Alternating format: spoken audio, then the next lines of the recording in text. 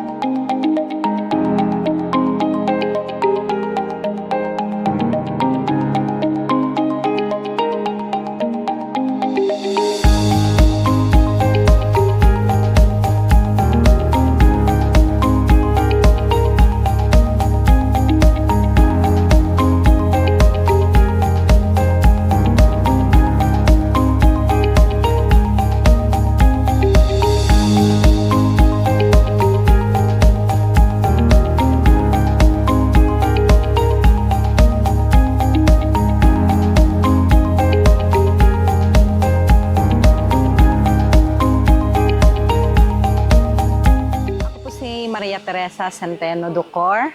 May palaisdaan po ako dyan sa Purok Batibot, Barangay Kawayan, Real Quezon.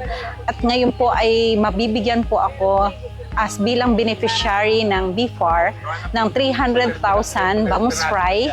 Ang advantage sa akin ng isang ganitong facilities is hindi mo na kailangan ibiyahe ng malayo ang binibili mong mga fry.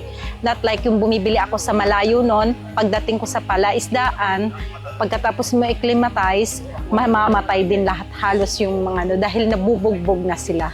Hindi na gumaganda yung paglaki ng mga alaga mo. Ako si Reynold Iscama, nangungulo bilang kasamahan ng mangingisda ng Libho na sa araw pong ito ay naigawad sa amin ang isang pasilidad. Ito ay malaki ang maitulong sa aming mga membro sapagkat ang pag-iisda po sa ngayon ay hindi na kagaya nung una na maraming nahuhuli. Pag minsan po ay seasonal.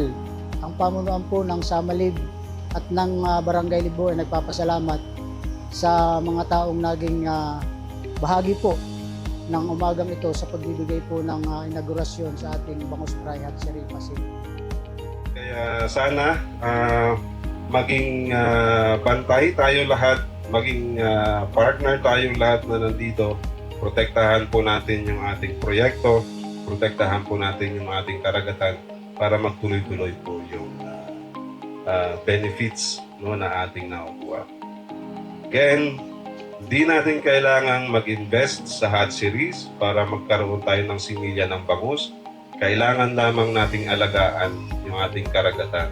Kailangan lamang nating bantayan na walang mga iligalista, walang nagpapaputok, walang nanguhuli ng mga sabalo para po tuloy-tuloy yung panganganak nila at tuloy-tuloy po yung ating paghuli ng mga similya at magtuloy-tuloy din po yung ating proyekto.